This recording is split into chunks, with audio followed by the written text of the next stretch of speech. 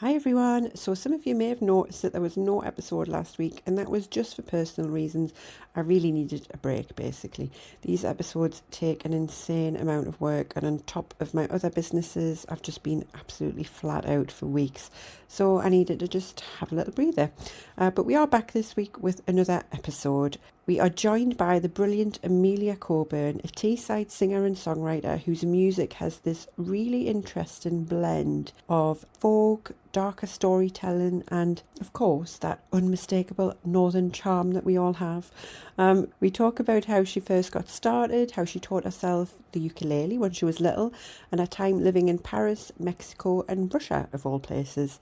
We also get into her songwriting process, why she still gets nervous before gigs even after 10 years of performing, and what it was like when Paul Weller messaged her to collaborate. I mean, can you imagine that? And we talk about the behind the scenes story of the Something Wild music video, which she just released a couple of months ago, so make sure you check that out. I've got the link in the show notes. And it involved a giant cake and just running around the woods with people dressed as wolves, as you do.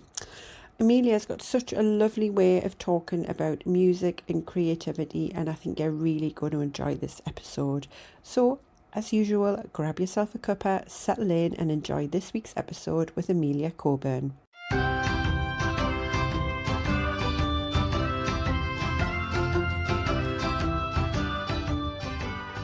You're listening to Geordie Pride, Voices from the Northeast. I'm Hayley, and alongside my cousin Angela, we're thrilled to bring you the stories that share the heart and soul of the northeast of England. Each episode, we'll dive into the lives of extraordinary Geordies and those who call the northeast home, exploring their journeys and celebrating their achievements. From the time to the teas, from the arts to the sports fields, we're here to share the tales of passion, resilience, and of course, Geordie pride. So whether you're from Whitley Bay or Washington, Gateshead or Gisborough, or you're just fascinated by the spirit of the Northeast, join us as we natter with the best the Northeast has to offer.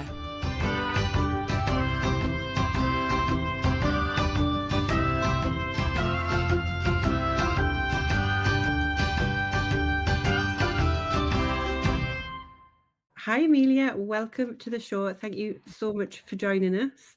Hello, thanks for having me. No problem. So let's just dive straight in. Could you start by telling us a little bit about yourself and your background in the Northeast and where you're from? Yeah, I'm from Middlesbrough. I live in Eaglescliffe now, and I'm a singer-songwriter and performer, I suppose. And I've always loved performing. Growing up, I did a lot of musical theatre at the Middlesbrough Theatre and like various little am-jam stuff as a kid and a teenager. But I didn't start writing music until I was about 18. I had a ukulele when I was 15, and I made a sort of name for myself around the local Teesside area playing covers that I'd learned from my dad's record collection, and that went down quite well. So I was sort of doing it as a part-time job, and then when I went to uni I started writing, and it just went from there. I never really knew or thought that it could be anything more than a hobby or a part-time job, but yeah, it's since then it's been going and going. What sort of genre is it, Amelia? It's funny because it's really hard to pin it to one specific genre. I think the best catch-all definition would be folk music because there's a lot of storytelling. It's an acoustic instrument, and my voice is quite Celtic. Like I often get people saying, "Oh, you're Irish. You got Irish roots," and it's like not at all. Not that I know of. I'm very much like we once did one of those ancestry things, and I was like, "Oh, am I going to be somewhere exotic?" And it was just like pure Middlesbrough, like for the last 100 years. So yeah, I think folk would be the genre. But then within that, like the music I listen to, I like a lot of kind of alternative or indie. I grew up listening to musical theatre and classical and jazz. So I think there's a lot of influences in there, but I suppose it'd be like a folk noir or neo folk. There's a bit of a darker undercurrent to my music. It's not like traditional in any sense, but yeah, I'd say folk music. Yeah. Wow. It's obviously something that you're very passionate about. Yeah, it is. I've always just like I'm a music lover generally, so I think if I wasn't working as a singer or songwriter or musician, I'd probably be doing something creative or in like the music or I guess just general cultural sector. Like when I studied languages at uni. I didn't study music because I don't actually read music, and my school like basically said I couldn't do music A level if I didn't read music. So I never again didn't think I could do it properly. But I did languages because I love words, and I like people, and I like traveling, so it felt like the right thing to do. And I can't remember where I was going with that, but I had an internship when I lived in Paris, and that was working in like film. So I think if it wasn't music, it would definitely be something creative, because I don't think I could do something that's not creative. Yeah. Oh, so you lived in Paris for a little while? I did. I lived in Paris for 6 months, Mexico for another 6 months, and then Russia, of all places, for the summer. I had a whole year. It was part of the degree, so it was the best time of my life, because it was when we were in the EU, so we had like all the funding that came with that from Erasmus. I had a job that paid me quite well, so I was probably the richest I've ever been, age 21. Like, I'll never be that rich again, because the council and the government would just give me money to do my degree, and I loved it. I had such a great time, and I could, because of that opportunity with the funding and the uni, I got to really immerse myself and not have to worry too much, and I loved it. I loved Paris. I loved all the places, but Paris I felt most for me. Yeah. Did you do like your music and stuff over there as well when you were there, or? I did a little bit in Paris. I got a few gigs from bands who I met in England who were like gigging in France, so I asked to support them. I didn't do much in Mexico. I wrote a lot. I found I wrote loads because I had no responsibility really, especially when I was at university in Mexico. Like, I had 2 days a week of lessons, and they really don't care over there. It's the most laid back place ever. So a lot of the time I just spent at home writing without any pressure. I didn't do any music in Russia because they were very strict, and I think I had to have like a whole visa for the instrument, as you can imagine. So I didn't do anything there. But yeah, I wrote a lot. I felt very inspired, and it's one of those things that one of my songs, Sleepy Town, was written during that time about it. I wrote it when I came back from that year, and I was stuck in Middlesbrough, and I wanted to get out of Middlesbrough, and I introduced it to the audience like it's funny because I love being in Middlesbrough now. It's that love-hate relationship you have with the place you're from. You know, when you're there, you're sick of it, and then as soon as you go somewhere else, you're like, oh, I want to come back. It's always the way. I really missed home when I was away, and then as soon as I got home, I was like, right, let's go again. Let's move abroad. So I still have that kind of itchy feet wanting to travel, but I think it'd be more traveling for a few months rather than moving away, because it's a lot. Yeah, I can imagine. I've always wanted to, like, I love traveling, and I've always wanted to like live abroad, but I'm always that person when I go on holiday for a couple of weeks and I really just want to get home again. So I'm like, maybe living abroad isn't the best option. Especially, I think, if you go to Paris and stuff, I felt like kind of living at home really, and I was quite good at French, but then Mexico was so different, and even just like trying to find something in the shop, like they don't have baked beans, and like home comforts that you forget about, and you just like, I loved it. But I think, and again, living there, people were so relaxed, and I'm quite like, neurotic, so I like being somewhere on time. I am like really not relaxed. So getting to my first lecture at 9:00 when it was meant to start, and having the teacher turn up at 9:25, they were like, "Why are you here so early?" It's like, it's meant to start at 9. Like, I couldn't get my head around that, and I did get used to it eventually. But I really miss like British kind of politeness and being there really early, that sort of thing. Yeah. God, yeah, it sounds like my worst nightmare. I'd be lost. Yeah, honestly, it was annoying. Although it was great when you were running late, because you never had to like. I feel you never had to be like, "Oh, I'm so sorry," because they're like, "It's all right." Like, that was nice, but except when you wanted to be somewhere and that person kept you waiting 45 minutes. I think we're just not used to it, are we? I felt it was really rude, but it's not for them. It's like rude to get there early. So with your music, Amelia, I've listened to your music and it's lovely. It's got there's a lot of storytelling to it, and like you say, it's a very unique style. Is there anyone when you were growing up that you kind of inspire yourself off, because it is so unique, but is there anyone in the kind of the industry now that you would think you sound similar to, or that you take inspiration from at all? I think I just take tiny little bits from all the artists I really like, which is probably why I'd like to say it sounds quite unique. I grew up, again, it's funny because the music I grew up listening to doesn't really reflect the sound that I produce. And I suppose it's because I play the ukulele and I'm not in a rock band. So I listen to like a lot of new wave, kind of like late 70s, early 80s stuff like Blondie, The Specials, The Jam. And again, my music doesn't sound like that, except maybe some of the lyrics are quite storytelling in that era of music. So maybe that. And then my dad loved Bob Dylan and Johnny Cash, and I suppose there's that element of storytelling. And then now, I think I really like, there was a 90s band, The Sundays. I get my voice compared to her a lot, and I loved them growing up. A band called Broadcast, again, the lead singer, my voice similar to that. So I think there's a lot of kind of either vocally or the way I write or the sounds that I produce. It's like little bits from everywhere, because my debut album was very eclectic, and it was really hard again to market it because I didn't have a specific sound, and some of the songs were very like musical theatre jazz, because that came from the musicals that I was growing up and I was in growing up and listened to, and a bit jazzy and that kind of thing. So yeah, I think there's not one specific person that was like that was my inspiration. It was just a little bit of everything. And my dad, his record collection, his music taste was so varied. Like I say, it was like classic FM, and then next minute it was the Sex Pistols, and it was literally like those two things in the same morning. So I think that really helped me realize that you can, you know, music is so like every single artist can inspire you in different ways. Definitely. So I'm guessing that your dad is very musical as well. Does he play a lot of instruments and stuff, or not?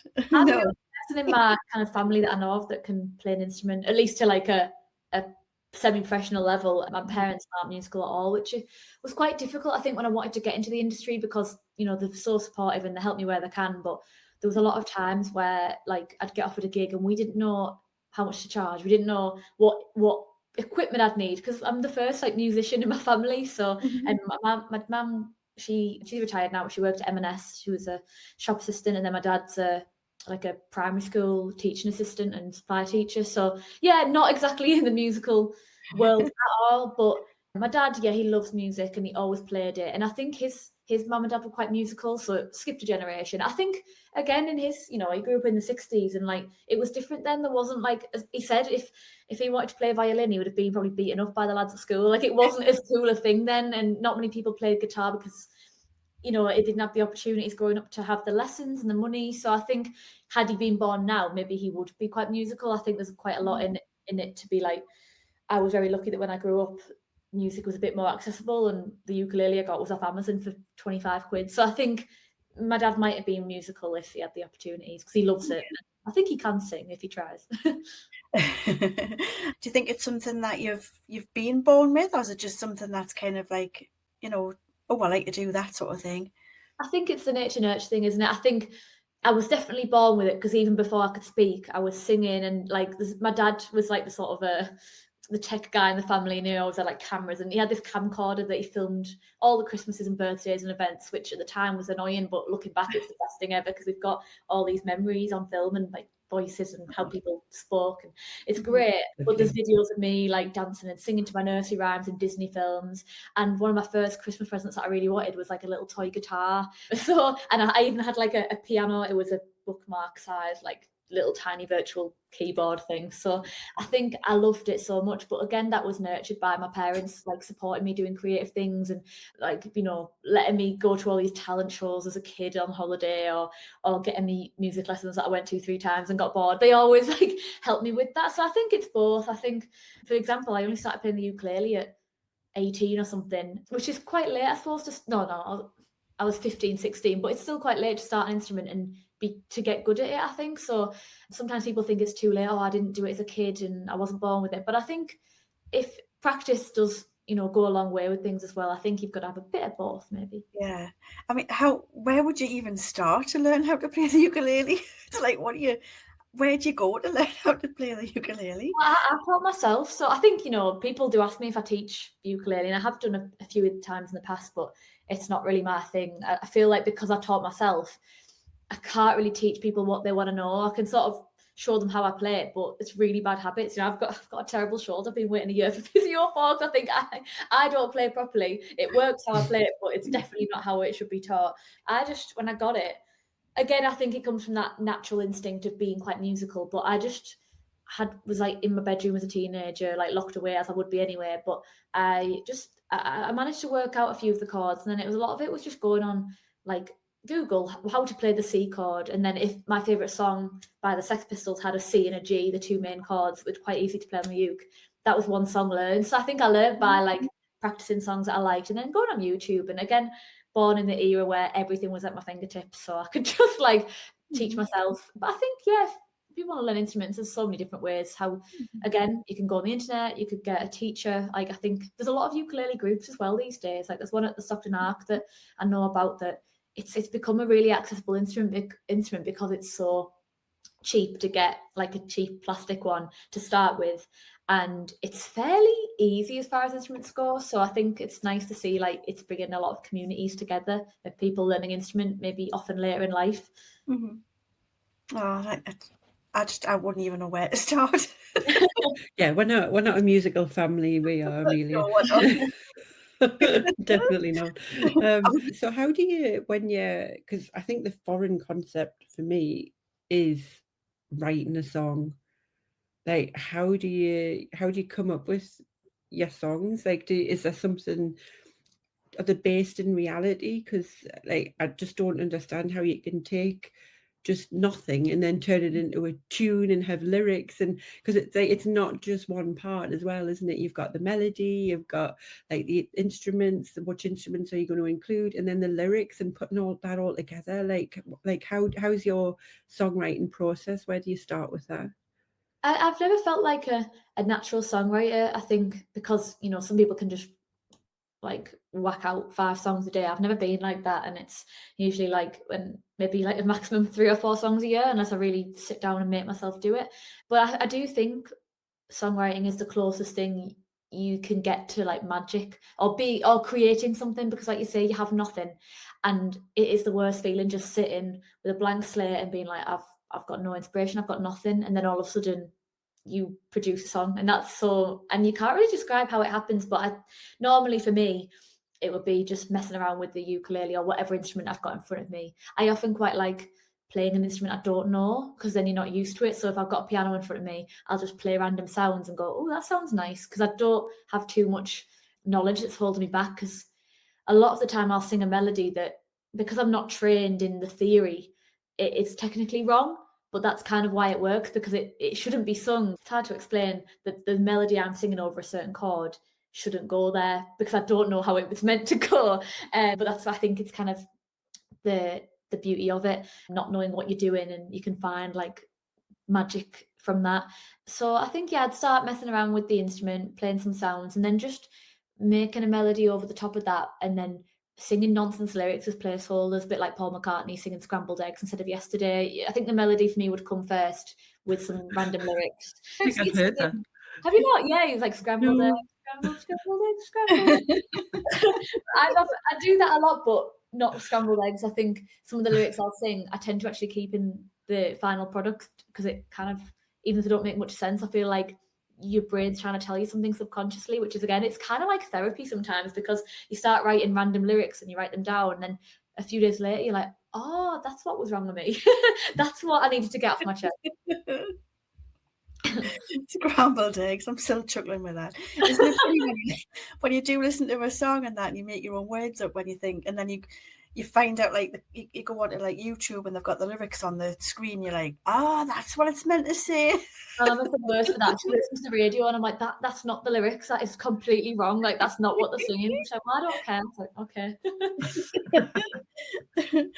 So, you know, when you go out and you do your gigs and things like that, and do you have like a certain set of songs that you do for a particular set, or do you just kind of go with the flow? Or yeah, I always have my set list. Sometimes people might request something for the gig, but I think usually when I'm doing a gig, they're quite tight with timing, so I'm just used to like the half an hour set, 6 songs, an hour set, 12 songs, and it kind of works really well. And over the years I've honed my performance and how I introduce the songs and the stories that I tell and what I keep to myself, and it's nice because it feels like a really natural, it flows really well. So obviously now I'm writing new songs, it's going to take me a few years to work out like how the set flows, because I take ages working out like the order and everything, because it is like, same with my album, I was like, what's going to start it? It needs to be like a journey. It's got to have dynamics and up, down, like happy songs and then a sad song, and it can't all be like the same. I find if I'm going to a gig and all the songs sound the same, I get really bored. So I try and put effort into like curating, I guess, the night. Mm-hmm. So here's a question for you. You've probably getting asked this one before. If you were to play at a certain place and sing with a certain person, like a very famous person, who would it be? Oh, that is a good question. Someone alive, is it? It could be live or dead. I mean, anyone. What? Oh, that opens up a multitude of different people. Goodness me.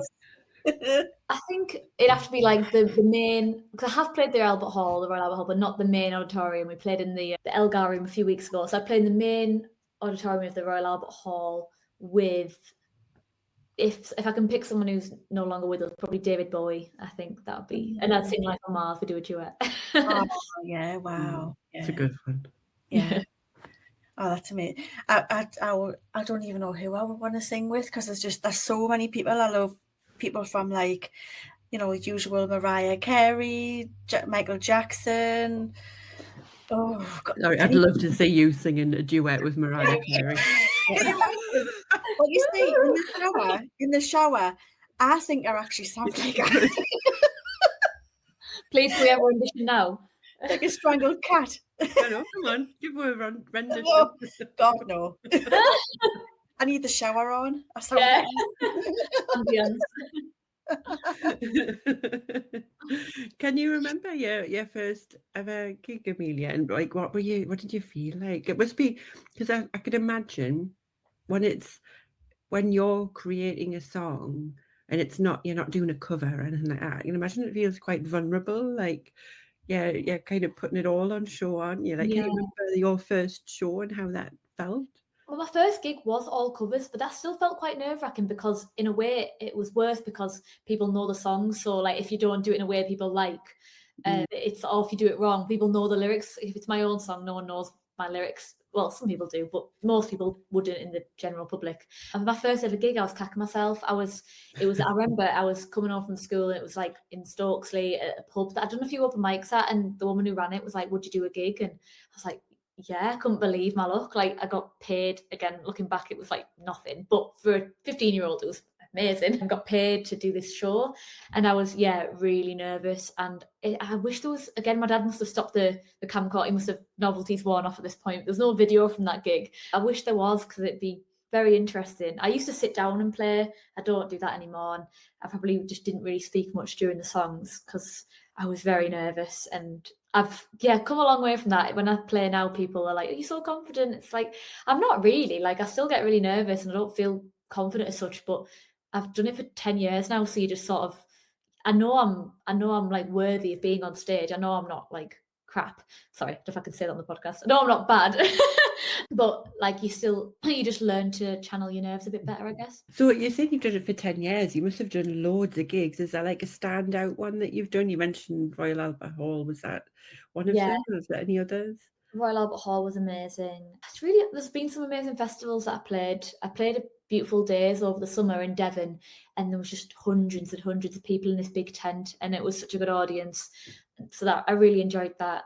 You know, it's funny being put on the spot, because I think sometimes it's not even the gigs that expect to be amazing that are the best ones. Sometimes it is like just those quite small venues where the audience are just really, really sound. And like, I did one in Leeds recently, and there's about 100 people there, but it was just brilliant. I know I'm biased because I'm from the north, but northern gigs are just, for me, better. I don't know if that's because I'm from the north, so people like support you more. But every gig I've done up north has been like, I hope no one from down south is listening to this, but it's true. It's like, you sell more CDs because people are, I guess, it is slightly cheaper up north, so people have got a bit more, disposable income. That could be part of it. But I think people just friendly, they come and say hello, and they like laugh at the jokes, they get the crack. I've done gigs like down south where like it's just dead and it's not the same. But whenever I play like Liverpool or Newcastle or Manchester or Leeds or Middlesbrough, it's just like, I feel at home. So I think my standout gigs tend to be like in the north of the UK or England, sorry.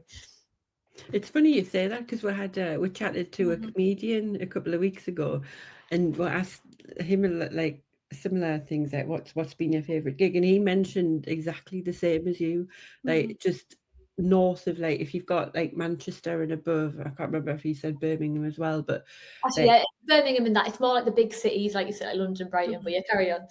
Yeah, but like he had like just the north, like they were so good as an audience, like they would just get involved, they would have a good laugh, whereas like down south, it starts to get like it's just a little bit quieter. No one's really like getting involved in it. But if anyone from down south watching, listening to this, I'd be asking them why for a start. So I don't think we'll offend anyone. And I have had some really lovely gigs down south, like the one in Devon, for example. Like, you know, it was amazing. I think probably the problem is London. It's big cities and it's a bit more like, it's not as friendly. You're in a big city, but even like I've done Brighton and some places, just you get the vibe. And even if people afterwards are like, "Oh, I love that," I'm like, "Well, show your faces." I think it's just not as like, you know, it's just generally like, you know, you go on a train or you bus down south and people might. I say down south. The big cities, because like it's Birmingham and Cornwall and that area, people are lovely. But I think the bigger cities that it's just colder, and up north you go, "Oh, you love you all right." Like I was at the hospital the other day for an appointment, and I got chatting to about 3 different people in the waiting room just because that's how it is. And I think it's the same at gigs. People just like, it's not even friendly. It's just we're brought up differently. So when you're in a public place, you're a bit more like up for having a laugh on stage, or you know, it's not so like gotta be quiet and shut up and not say anything. It's because we're a canny bunch, man. That's why. Exactly. So, Amelia, tell us what kind of, if you didn't do kind of folk music, what else would you do? I would love to be in like a proper indie rock band, because when I grew up, that's what I wanted to do. And I had a bass guitar, and again, I was one of them kids, kind of like ADHD brain, where like I just had a hobby every week, and bless my parents. Again, when I wanted the ukulele, they actually were like, "You're not getting one," because I tried to learn piano. About a month in, I packed that in, did trampolining, I got a bass guitar, never used it. I was one of them where I was like, "Oh, I want this." I didn't get a lot. I wasn't like spoiled as such, but I always wanted to try something new and then didn't persevere with it. And so when I got the ukulele, it was the first thing I'd actually like stuck with, which is probably why it's worked so well. It was like, I actually loved it straight away. I waited all that time to find what my passion was. But yeah, I got that bass guitar when I was 16 because I really wanted to be in like a band. And I was on this website where you could try and meet like other people to form a band. It never happened. But that was like the dream I had, was to be in a proper like, not heavy rock, but alternative sort of 90s music sound with like all female led. That was the dream. And it could still happen, but I'd have to be the singer because I can't play bass guitar. So of all of the songs that you've wrote and performed, which one would you say is your favourite one? Have you got a favourite one? I don't know. Is it like children? Like, can you not say you've got a favourite one? I do have a favourite, but it is like having children because they are all very different in their own ways. It's not like one's better than the other. It's just like, well, how can I compare those two songs? But I think my favourite so far is Seesaw, which is quite gothic and a bit like folk horror. And I'm really proud of it because it had a long lifespan in terms of when it was started. I started writing the idea of it in lockdown 2020. And I loved the melody and the chords I had, and I just sort of parked it. Nothing was coming to me at that time. And then it was 3 years later when I was on the journey down to record the album. I was like, I really want a 10th song. I need a 10th song. This should be it, like this tune that I've got. And I wrote the lyrics within like a day. And again, no one had ever heard it when I was in the studio. It was very fresh. And then it became my favourite. And I think it sort of proved to me that you have to trust the process. Sometimes it can take 3 years to finish it. And also, I just really like the sound of it. When it got produced by Bill Ryder Jones, my producer, it went very like cinematic with like glockenspiel, and it's just really, I like the mood it has, and I could really picture it. Out of all my songs, I could picture that being maybe a TV theme or on a film, and I would love that so much, mainly for the money, but I would also love to have that song heard by more people because I really like it. Well, yeah, the money's a canny bonus, isn't it? Yeah, that's all I need is just some like an advert or a TV show, and I'll be set for life. That's what I'm holding out for. Is there would there be an ideal TV show or film like Bond or like Game of Thrones kind of style show or anything like that you would like?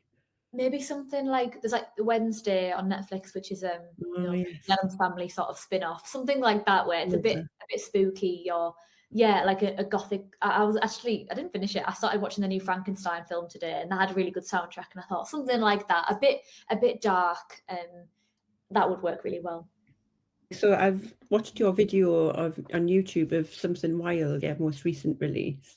I found that fascinating. Like, where did the concept come from that? It was, if you can describe it as well for the people that haven't seen it. The music video entails it starts off as a kind of Mad Hatter style tea party in the middle of the woods, except it's with some wolves, or at least people with wolf masks.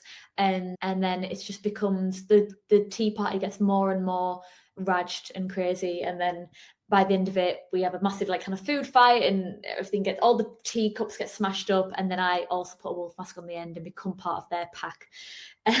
And the inspiration came from, I really wanted, the song itself was inspired by like old fairy tales. So I wanted that fairy tale vibe that you get with like Tim Burton's Alice in Wonderland film and In the Company of Wolves, sort of, was that in the 80s? But yeah, kind of like those quite surreal and a bit whimsical and not even like cheesy, but you know, very like colourful. I wanted that as the main influence. And then I quite like, I was just looking at like different things online. I knew I wanted like wolf masks, but I think the tea party, me and my friend were sort of, brainstorming, and then we were like, oh, we could do a tea party, and I knew I wanted something mad to happen, whether that was like smashing the teacups or what. And yeah, it was just a good excuse to have a bit of a, you know, wax loads of plates. It was really fun, and I got to eat a massive cake and throw that about. So again, another excuse just to eat a cake.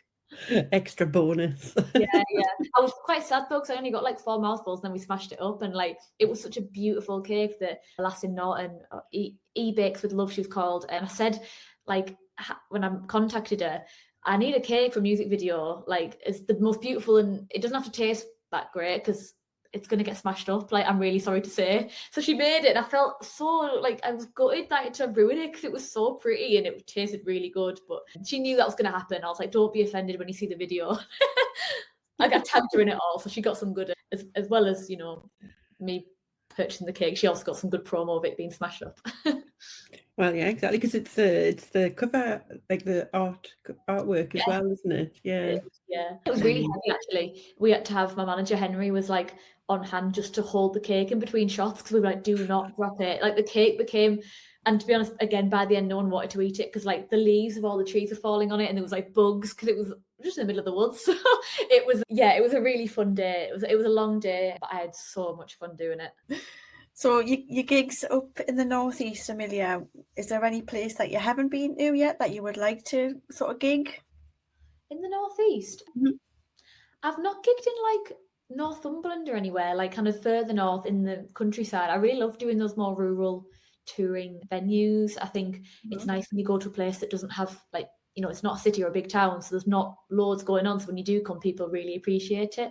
And I'd like to do like maybe by the coast, like Whitby or Robin Hood's Bay. Like I've never played. I love the northeast coastline, and I've never played. Like I've played Saltburn, but yeah, nothing further afield than that on the coast. And I love Whitby, and I feel like my gothic folk would kind of work well with all, you know, the vampire and the ghost walks. So yeah, out of the place I haven't played, those would be some, yeah. Oh, it'd be lovely. Even like acoustic wise, it would be great for like somewhere, I don't know if you're allowed to do it, like somewhere like Bamburgh Castle and things like that. You know, they're doing all these candlelit gigs and stuff. That would be amazing, like inside churches and things. Well, that leads me on nicely to where I am playing in December, which is I'm doing a gig at the Middlesbrough Cathedral in Colby Newham on the 12th of December, which is like I do a big headline show every Christmas somewhere in the like kind of Teesside region, and I wanted to do Cathedral this time, and they do candlelit concerts. I'm not sure if mine's candlelit. I might have to ask them to put some candles out because I would love that. And it's kind of going to be a nice spooky gothic Christmas festive show. And then my kind of second northeast day is in February on Valentine's Day in the Common Rooms in Newcastle. So yeah, it's a nice romantic evening singing about spooky vampires and stuff. Nothing more romantic than that on Valentine's Day. As you do. Oh, that's brilliant. We'll have to come and watch you. Yeah. Would you say you've got any like really proud moments, like over those 10 years, if you're doing all of these gigs, like what stands out is just being the moment where you just, I don't know, like just where you stand back and you go, wow, like have I actually done this? I think the first one was when I was nominated for the Young Folk Awards, the BBC Radio 2 Young Folk Awards, when I was like 19, because I'd only written one song at that point, and my manager at the time entered me like just on a whim. He's like, should we enter you for this? And I was at uni, got the message. I was like, yeah, whatever. Like, I was like, we're not going to get that. And then when I did get the email saying I was a finalist, that was like, oh, that's just off one song and you've only been doing it for a few months. Like, that felt like the encouragement I needed to take this further. And then more recently, it will have been featuring on Paul Weller's album, Find Eldorado. He contacted me. We'd kind of been in touch, again, mad, but when I released my debut album, a magazine, Shindig magazine, reviewed it, and they're mates with Paul Weller, and they were like, oh, you'll love Amelia, and he did. And then we'd been in touch, and then I got this message from him being like, do you want to sing a song with me for my album? And it went from there. And that was, again, like, just when I grew up, I had a jam album above my wall where I worked. So I think if someone said when I was 15, 16, I first started playing music, like one day you'll be collaborating with Paul Weller, like that is for me a massive dream and something I never would have thought would have happened. So it's a big achievement. I'm really proud of it, but it also makes me excited for things in the future. Like you never know what's around the corner, because I did not know that was around the corner for sure. So probably that. Wow, that's amazing. What was he like singing with him? And like, I've not actually met him yet. We are still in touch. We're hoping to record some more bits in person, but I did it all remotely. So he sent me the song, okay, and I recorded it and sent it back, and it just worked like that. And he is lovely though. Like I've messaged him and stuff, and he's very down to earth, and you know, he's like a global superstar, but you wouldn't know it from the text. He's just like, hey Amelia, how are you doing? Like I've got him on WhatsApp, you know, he's not even withholding his number like some celebrities would do. So I'm really looking forward to meeting him at some point. But yeah, he's really nice. Oh, amazing. Yeah, he's just like, he's a bit of an icon, isn't he? Like I just wouldn't know what to do with myself. No, when he first messaged me, like I didn't want to reply, because like, what, again, fangirling. I was like, he's just a bloke, he's a normal bloke, like he doesn't want to be treated like royalty, but in my eyes he is royalty. So and my mum and dad were like again, he's such a household name. Like I've worked with a lot of kind of big people, but Paul Weller's like, he probably is the most famous person I've ever worked with, and he's such a legend and an amazing writer and musician. So it was an honor for him to like, he liked my music, but he didn't have to like collaborate with me. He could have got anyone, and I didn't know the other collaborators on that album until it came out, and it was me alongside like Noel Gallagher and Robert Plant. And me. I thought it'd be like loads of people like me who were just up and coming, but it was like other really big names. So it was I was really chuffed. Wow, it's amazing. How do you kind of go about like getting a manager and an agent and things like that? How do you where do you start with that? I think it's got to be quite organic. Well, it was for me anyway. So my first manager, Andy, who was more than just a manager, really. He was sort of like a creative collaborator and confidant. I don't even say that word. I've only seen it written. Creative consultant, I guess. We met at a gig. He's also a musician. He sings in a band called the South Martins, the tribute to the beautiful South and the House Martins. So he offered to manage me because he knew we became friends, and he was like, he knew my parents were useless when it came to music and getting me gigs, and they were like, he said, I could get you gigs that are better paid than this, and my parents were like, yes please, because we don't know what we're doing, we're just getting ripped off.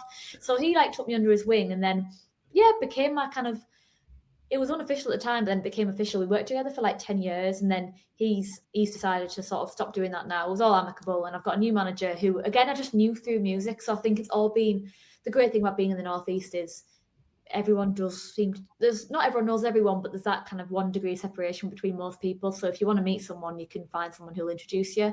And I find it's very friendly and collaborative in the Northeast for music, and it's a nice scene to be part of. And then agent, that took me a while. It's kind of a catch-22 thing with an agent, and because like getting your first job, agents don't want you until you're like kind of selling big venues, but then how do you sell big venues without an agent? And that was my problem for ages. And I contacted a few and just got loads of rejections and be like, oh, our books are full, or you're not right for us. And it was really annoying, and not annoying, it was just gutting, because it's like, what more can I do? I'm working really hard, but I just kept at it, and I was like, I'm going to get to the point where they can't refuse, you know, they're going to see me doing well, and they're like, oh, we can't say no to her now. And that is kind of what happened. One of the people that I approached and said no originally, he heard the album and then was like, oh, you've really come a long way since then, like you've obviously worked hard since I said no, like I'd like to work with you now. So I guess it was a lot of perseverance with that and not falling at the first 100 hurdles. It sounds like a minefield, doesn't it? It doesn't have a team around you to help with all that, not doing it on your own. When you start off, you can do it on your own, but as you get more into it, you've got to have people around you to bounce off and delegate and help and be that team.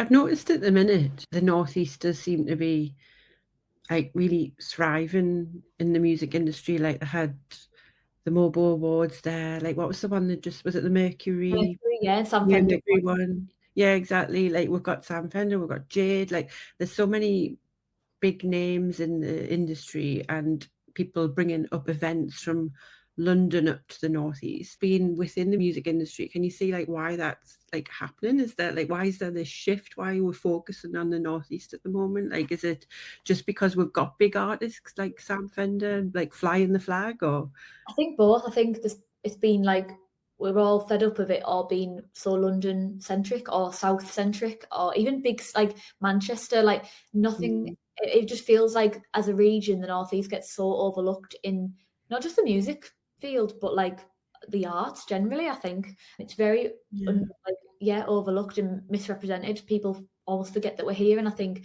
you've got people like Sam Fender who are flying the flag, like you say, and like I think generally like the venues and smaller communities and artists are all coming together. And I went to a really cool roundtable at the Glass House in Gateshead about like how do we make like music more like it was with the BBC, and they were like doing a panel asking people from the Northeast how can we help, like what can we do, and I was like, well yeah, bring more events up here. So I think they brought the proms up, not from that conversation, but stuff like that where the BBC are I think trying to branch out more and make it more regional, because we used to have like BBC introducing in Middlesbrough and Newcastle, and then that got the BBC like then had to downsize all their like departments and make it the Northeast generally, which was quite difficult because obviously like the Middlesbrough and Newcastle scene are very different. So we still have the introducing, and Shaq does an amazing job, but like there's not much funding going into like the Northeast scene. So it's great that things are changing, and I was really lucky last year. I was awarded the Tees Valley Arts of the Year award, which 5 artists from the Tees Valley got funded because they were trying to like encourage artists that to stay in the region, like not blackmail us, but kind of give us more opportunity to stay, because there's more opportunities down south. However, that shouldn't be the case. It should be that all creatives can live in the Northeast and have a successful job and have a successful career. So I think that was part of their program, was like, we're going to support artists and help them do their thing in Middlesbrough or in Darlington or wherever that is. And that was a great program, and they've got Finn Foster and Boo as musicians on it this year. So hopefully that'll continue, and maybe places like Newcastle and more places in the Northeast will take that kind of concept and do their own thing with it, because it's been life-changing for me. have you got any kind of advice for young aspiring singers in the region? Like what would you say to them to encourage them? Because as you say, sometimes being up in the north, you might be able to feel that you don't have the opportunities, but what advice could you give them?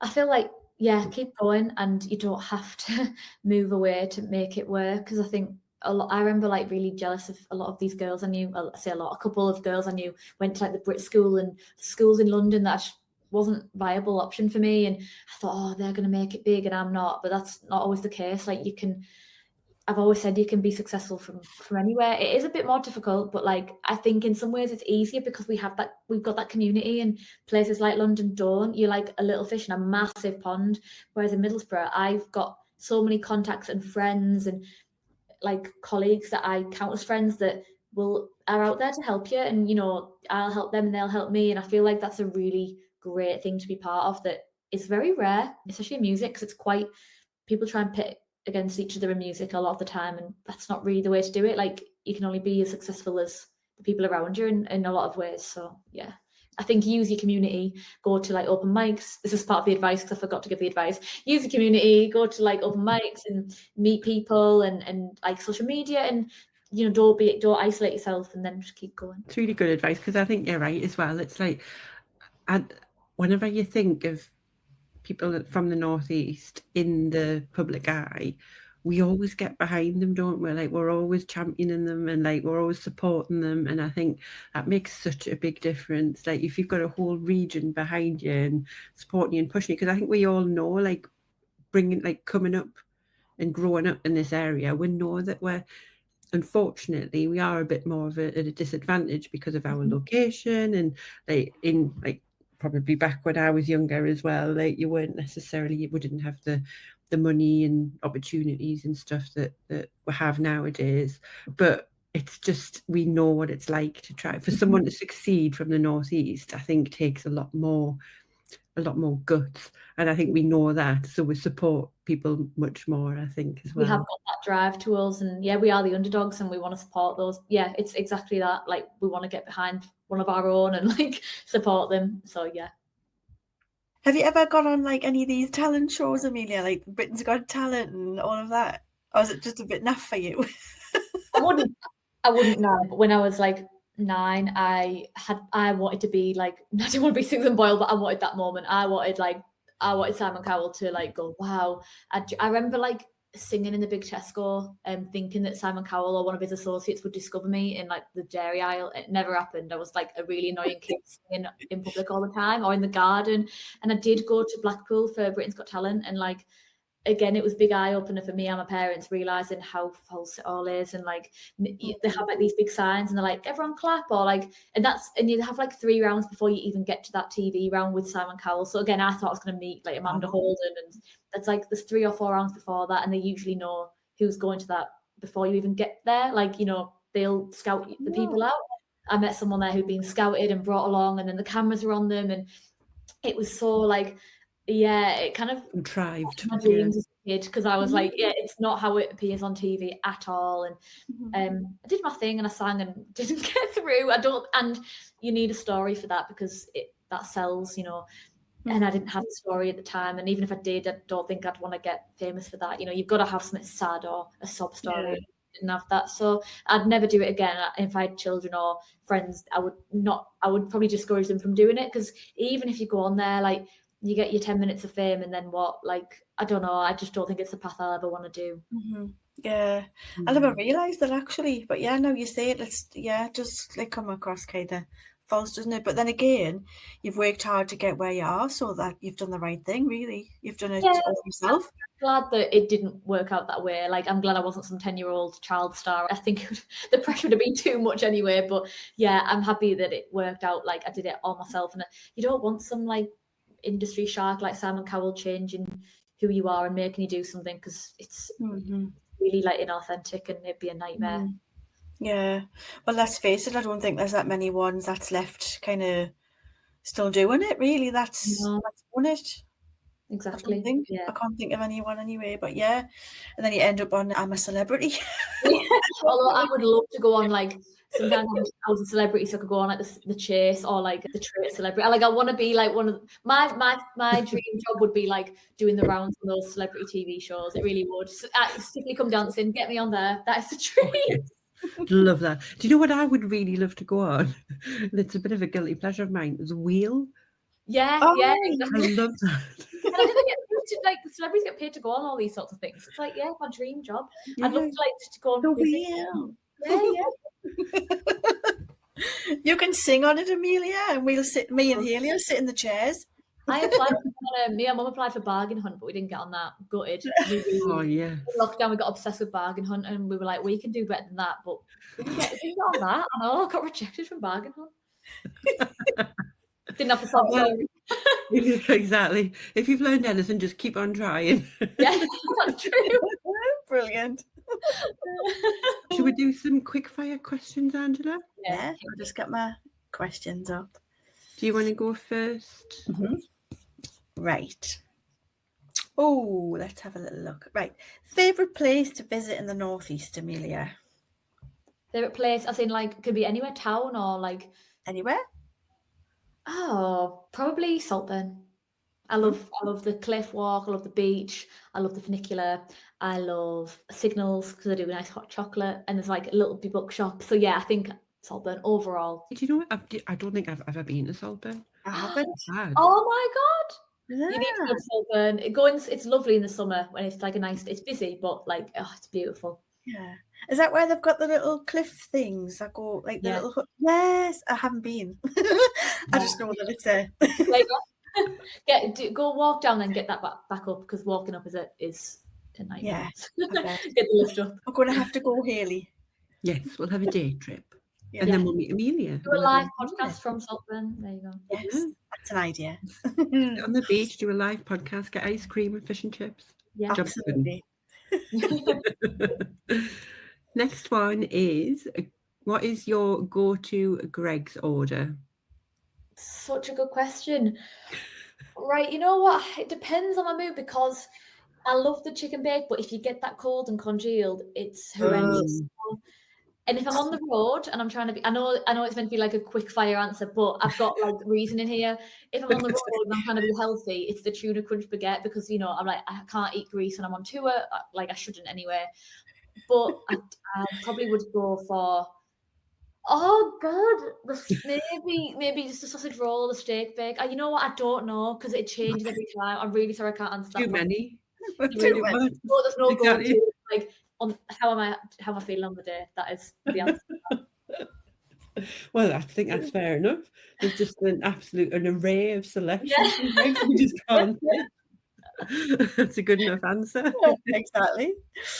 Oh, you kind of answered this one, but it's slightly different, so I'll ask it anyway. So the number one Northeast artist you'd like to duet with? Oh, Northeast artist. Oh, it's really tough. It'd it'd have to be Sam Fender. It would be. Yeah. Like that again. My boyfriend is like the biggest Sam Fender fan. Like he goes to see him every year. And one time I haven't met Sam Fender yet. I was on a flight with his band coming back from Paris randomly. They'd been recording Sam's album that came out last year. And I was like, is Sam with you? And they're like, oh no, he's staying in Paris a bit longer. And I was like, just to meet Sam Fender and be like, hello, me and my partner love you. That would be amazing. And obviously singing with him would be really cool. Oh, that would be brilliant.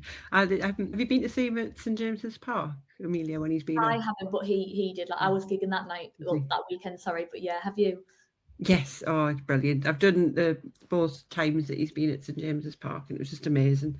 Just like the atmosphere and everything was just fantastic. That hometown crowd as well, like they're there. Yeah. And you'll not believe this, Amelia, right? I'm 50-year-old and I've never been to a concert. Never been to a concert or a concert? A concert, any. Angela. I know. You've got to change that. I know. What are you expecting? You're going to come to the common rooms. Start you off small with the common rooms and get to St James's Park. I know. The trouble is, it's like knowing who to go because I do like some artists, but then I don't like all of their songs. And I think, why spend all that money? That's true. Especially when, like, if you've seen an established artist and they're like, I'm not an 80s singer, and start playing all the new stuff, you're like, oh, no, play the old hits. We don't want the new stuff. I know. Yeah. I know. This is why. I did want to go and watch Madonna one time, but we ended up with tickets from a ticket tout and they weren't actually real, so I never got to go. Oh, no. It'll happen one day. Oh, I know. That happened to me. Well, not the ticket out, but the singing the songs. I went to see Elton John, and I was buzzing. I was like wanting to hear like all the classics, and he started just singing all these old, like his new album. Oh, I was gutted. I was buzzing my tits off, and then it just went incredibly wrong. Right, I'm next order. So, if your life had a soundtrack, which song would open it? Which song would open my life soundtrack? These are some really good questions that I feel like I need 4 working days to reply to. Actually, the Greg's one. Yeah, it'd probably be like a song from my childhood. Either When You Wish Upon a Star from the Pinocchio soundtrack, because like that reminds me of my granddad, and like it's just such a, and it kind of sets a scene of like, well, if you wish upon a star, your dreams come true, or like Somewhere Over the Rainbow, because I loved Wizard of Oz. I still do. I wear like red shoes at pretty much every gig, or red tights because of like a little nod to Wizard of Oz. So maybe like the Rainbow, again, dreams can come true. It's a bit cheesy, but it's like a childhood song for me that means a lot. So I'd say one of those. Oh, I love that. Yeah. Good Are you going to answer. go to the cinema to watch the new Wicked, Amelia? Yeah, I watched it last year, and I'm already buzzing for it. I haven't got my tickets yet because I'm on again touring quite a lot this month. So, and I didn't. My friends are all going the night I'm on tour. So again, I'm having to bring my boyfriend Tom, who came last year with me, and he's not a musical person, but he loved the film. He's been like singing all the songs since. So I think he's going to come to see part 2 with me this time. Yeah, it's so good. I think even because my daughters love it, but even my husband, I saw his foot tapping. I think he secretly likes it. Not, you know what I mean? Like, even if you're not a musical person, you can't deny it's a good film and a good song. Last question, Amelia. What makes you proud to be from the Northeast? I think the people, like we've talked about. It's how like proud people are from the region, and just how friendly, and whenever you come back you realise how nice it is to be from this place. You know, like I say, I went away and I loved it, but I came back and I always missed it. And I love doing my gigs in the northeast, and I'm just so proud to like be from a region where like you're supported by others. And yeah, I think it is the people what make the region. Like if it was, obviously it's beautiful, the area, but it's the people that make it, the community.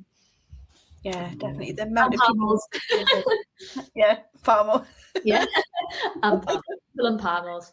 I'm going to have one of those for me tea on Thursday. That's on my menu this week. Where are you going?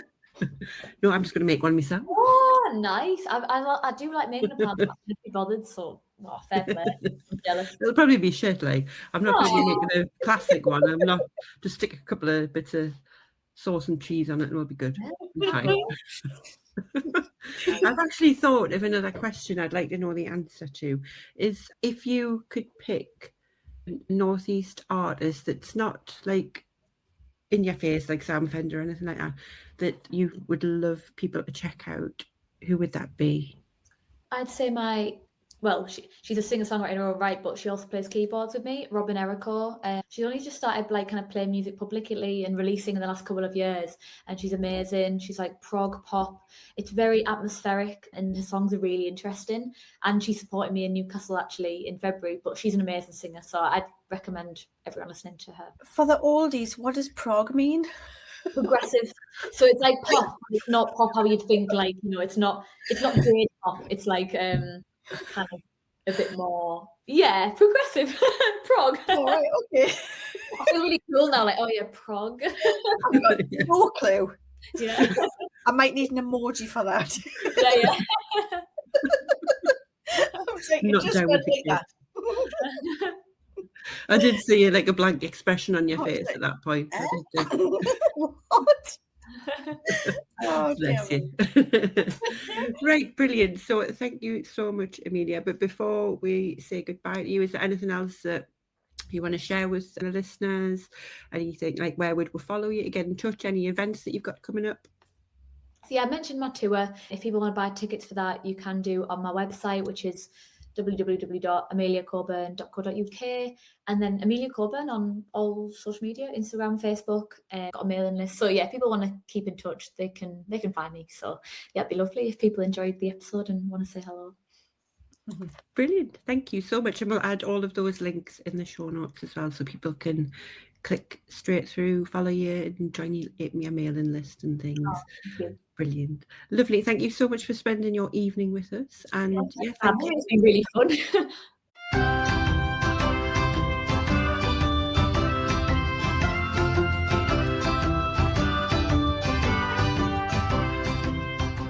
Thanks so much for listening. If you've enjoyed this episode and you'd like to help support Geordie Pride further, then don't forget to subscribe, share it with others, post about it on social media, or leave a rating and review. To catch all the latest from us, you can follow us on Instagram @Geordie Pride. Until next time, keep that Geordie Pride shining bright.